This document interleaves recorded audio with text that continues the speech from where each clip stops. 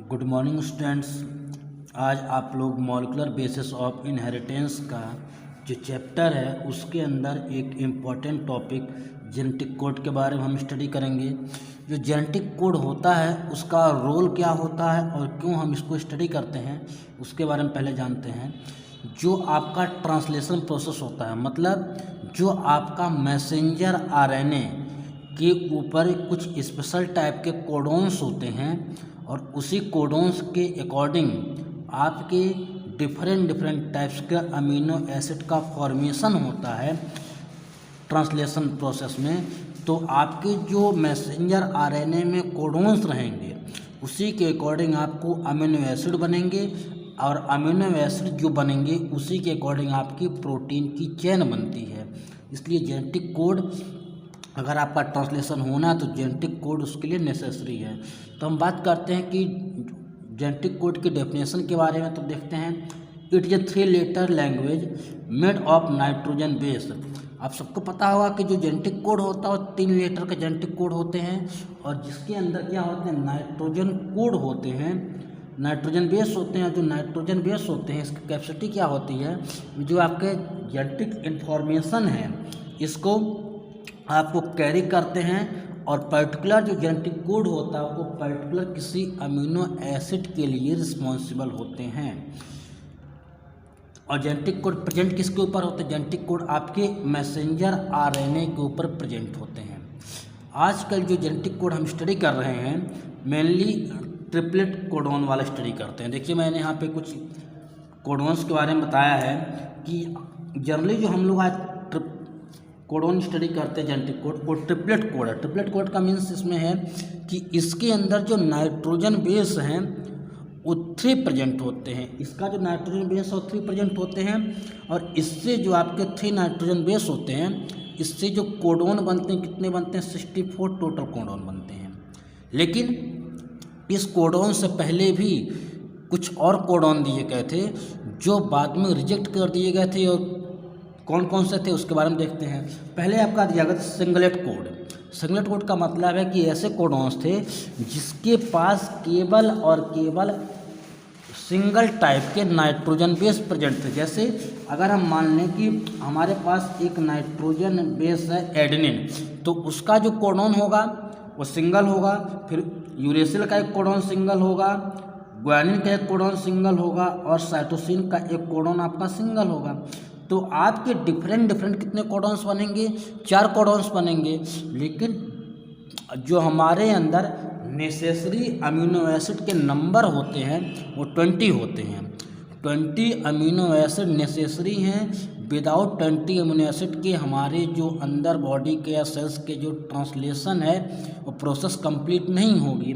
तो यहाँ पे 4 अमीनो एसिड ही बन रहे थे और चाहिए थे कितने हमको, मिनिमम 20 अमीनो एसिड, जिसकी वजह से जो सिंगलेट कोडोन है इसको क्या क्या रिजेक्ट कर दिया, डिस्कार्ड कर दिया गया, क्योंकि इसमें जो 16 अमीनो एसिड थे उसके बारे में नहीं बताया गया था।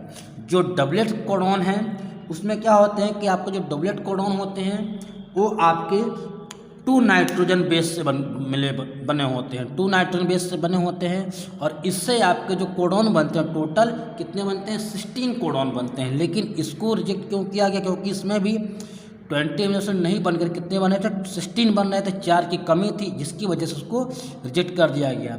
लेकिन आजकल जो हम लोग पढ़ते हैं ट्रिपलेट कोडोन में आपके टोटल 64 कोडोन बनते हैं और 64 जो कोडोन हैं उसमें डिफरेंट टाइप्स के आपके 20 अमीनो एसिड का फॉर्मेशन होता है। और जो ट्रिपलेट कोडोन है इसको देने वाले एक साइंटिस्ट का नाम है जॉर्ज गैमू, साइंटिस्ट हैं। इन्होंने ट्रिपलेट कोडोन को दिया था, जॉर्ज गैमू साइंटिस्ट, इन्होंने ट्रिपलेट कोडोन को दिया था। और जो ट्रिपलेट कोडोन है उसको एक्सपेरिमेंट के थ्रू प्रूफ किसने किया था, एक साइंटिस्ट हैं नैरेनबर्ग और उनके कोऑपरेटिव थे खुराना। नैरेनबर्ग और खुराना ने मिल करके दोनों लोगों ने क्या किया, ट्रिपलेट कोडोन को प्रूफ किया था अपने एक्सपेरिमेंट के थ्रू। और ट्रिपलेट कोडॉन जो होते हैं उसमें आप देखेंगे कि जो 3 कोडॉन होते हैं, जो 3 कोडॉन्स उसमें होते हैं, 64 कोडॉन थे टोटल, उसमें जो 3 कोडॉन्स होते हैं उसको हम कहते हैं स्टॉप कोडॉन। स्टॉप कोडॉन या तो उसको हम बोलते हैं नॉनसेंस कोडॉन। उसके 2 नाम हैं, या तो आप उसको स्टॉप कोडॉन कहेंगे या तो उसको आप नॉनसेंस कोडॉन कहेंगे। तो वो तीनों आपके कौन कौन से हैं? UAA, UAG और UGA, ये 3 आपके स्टॉप कोडॉन है।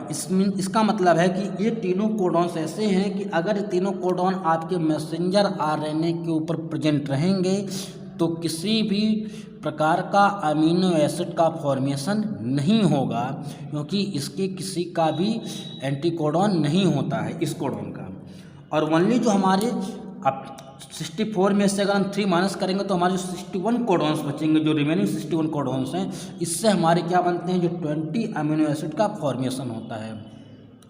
अब देखिए, the sequence of codon present on messenger RNA, जो आपका मैसेंजर RNA पे कोडॉन का सीक्वेंस रहेगा वो डिसाइड करेगा कि आपका कि जो अमीनो एसिड, जो प्रोटीन चेन में अमीनो एसिड उसका सीक्वेंस क्या होगा।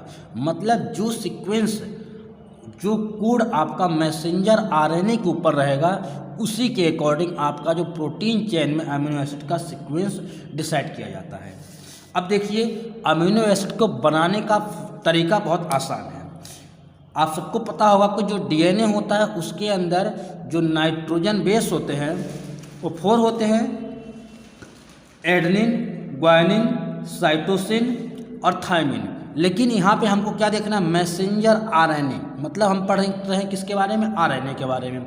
और सबको पता होगा कि जो RNA होता है उसके अंदर थायमिन को रिप्लेस कौन करता है? यूरेसिल। मतलब जो थायमिन है T, इसको रिप्लेस किसने किया? यू ने रिप्लेस कर दिया।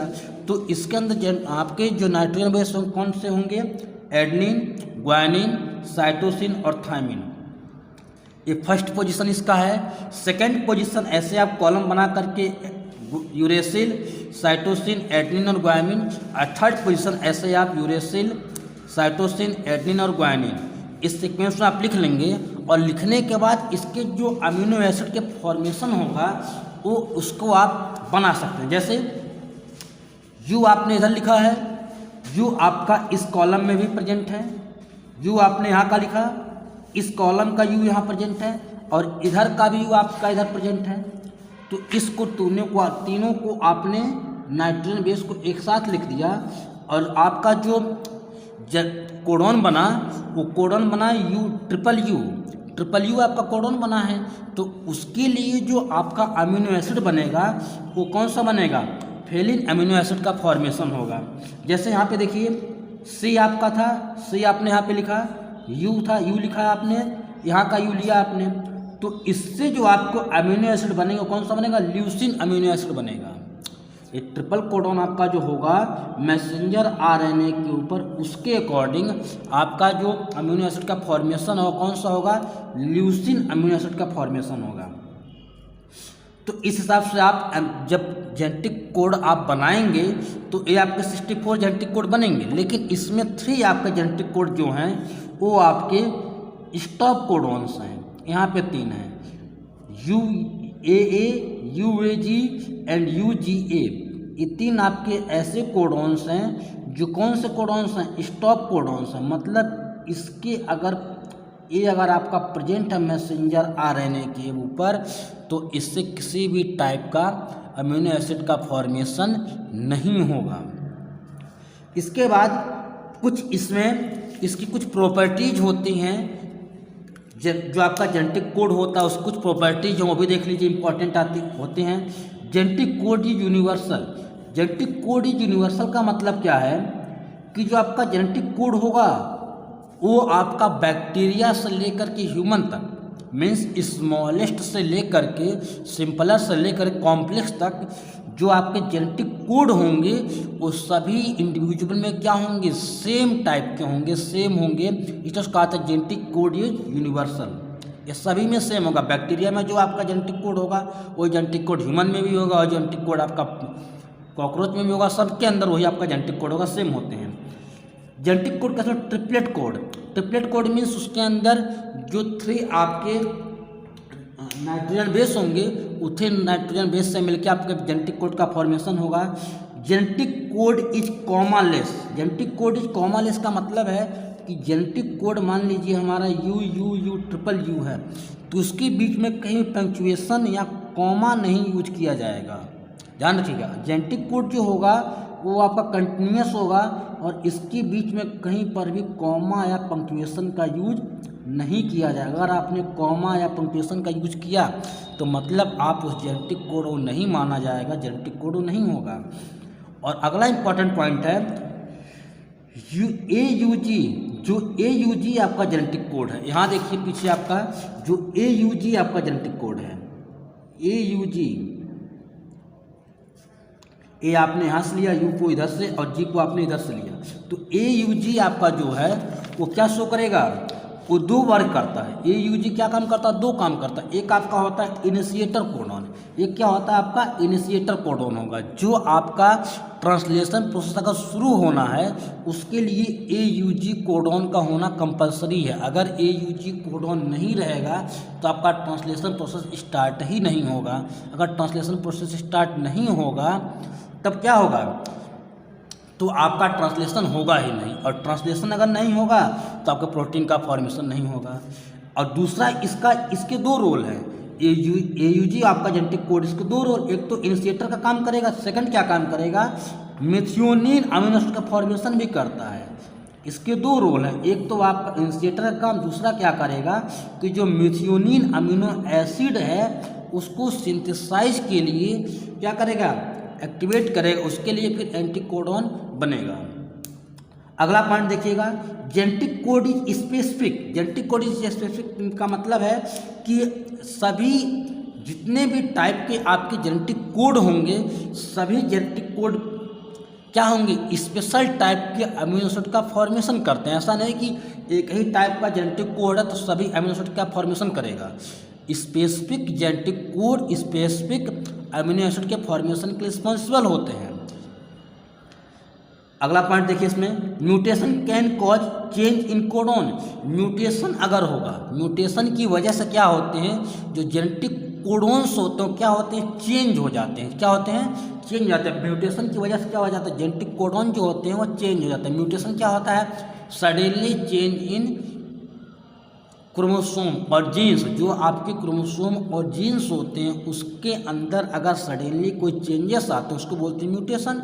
तो म्यूटेशन की वजह से जो आपका कोडॉन होगा वो चेंज हो जाते हैं। और जो आपका एग्जाम्पल दिया गया उसमें सबसे अच्छा म्यूटेशन में भी जो पॉइंट म्यूटेशन होता है। पॉइंट म्यूटेशन का मतलब कि पर्टिकुलर एक पॉइंट पे जो जीन होगा वो आपका कोडॉन का वो आपका चेंज हो जाएगा। जैसे एग्जाम्पल लीजिए, आपका जो डिजीज है एक सिकल सेल एनीमिया, जो सिकल सेल एनीमिया डिजीज है उसके अंदर नॉर्मल जो पर्सन होगा उसके जो 6 ग्लोबिन चैन जो होती है, जो 6 ग्लोबिन चैन होगी उसके ऊपर ग्लूटामिक एसिड आपका प्रेजेंट होता है। मीन्स कह रहा है कि जो सिकल सेल एनीमिया पर्सन है उसके अंदर अगर नॉर्मल पर्सन है तो उसके अंदर जो बीटा ग्लोबिन चैन होता है उसमें जो 6 वाला पोजीशन होगा उसके अंदर कौन सा, ग्लूटामिक एसिड प्रेजेंट होता है।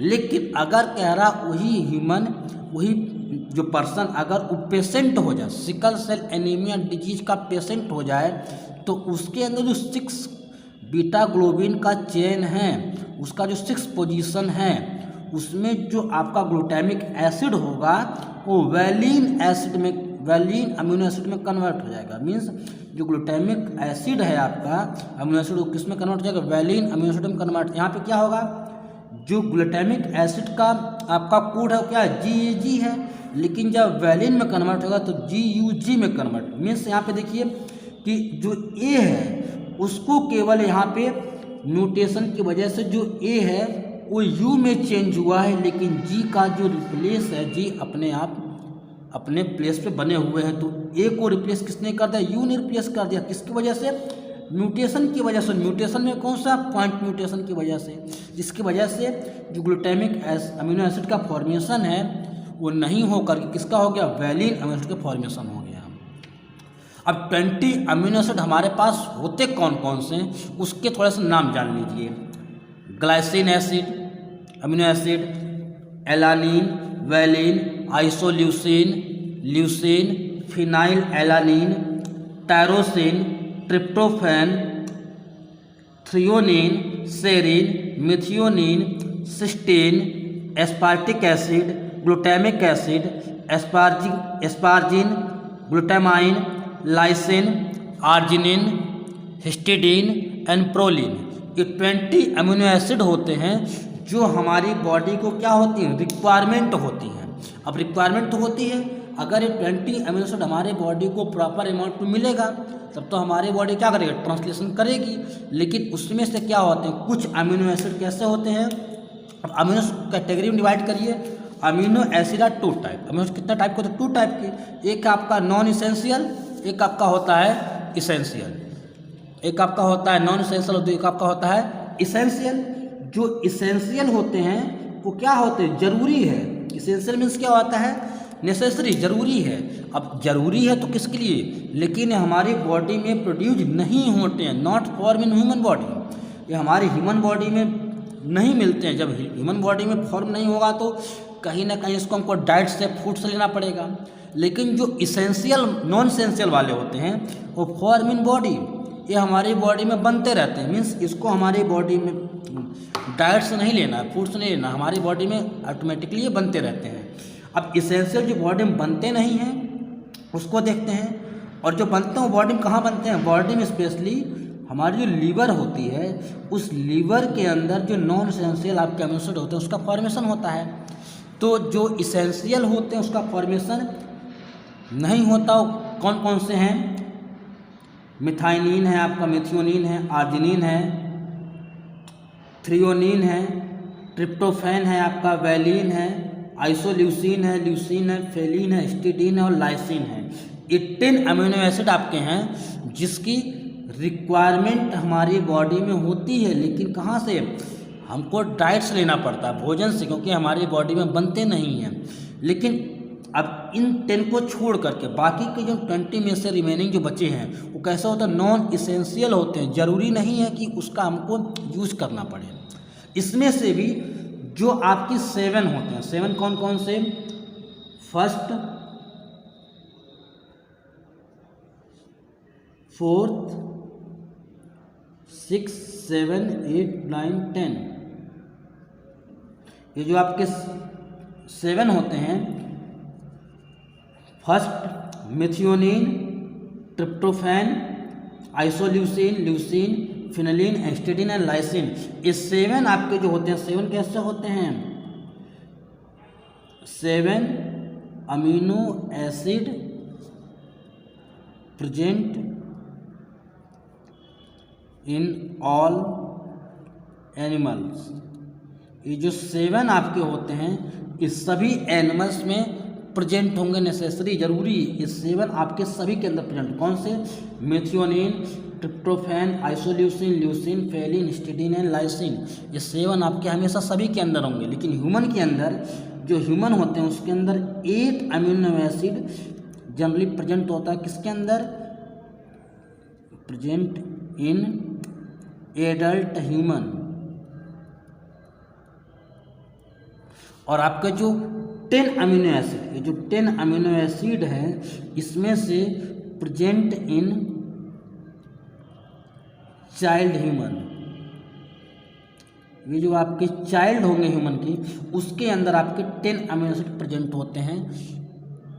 एडल्ट में 8 होते हैं और 7 जितने भी एनिमल्स होते हैं सबके अंदर आपके 7 प्रेजेंट होते हैं। तो ये आपका जेनेटिक कोड का एक छोटा सा वीडियो था। जेनेटिक कोड अगर आपको क्लियर रहेगा तभी आप ट्रांसलेशन और ट्रांसक्रिप्शन के बारे में स्टडी कर पाएंगे। इसलिए इस वीडियो को देख लीजिएगा और मैंने नोट्स भेज दिया है, उसको देख लीजिएगा।